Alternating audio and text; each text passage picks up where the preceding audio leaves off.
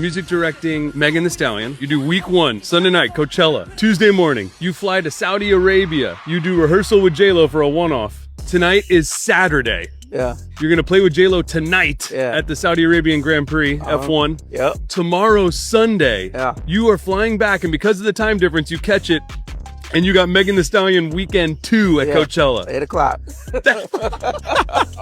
Dude, that is so crazy. Yeah, man. Right now we have Megan, we got J-Lo, and I'm doing TLC. The Megan Thee Stallion show, so sick. The dates worked out. We rented out a studio for 2 weeks and just built different segues and built different dance breaks and put this song into that song.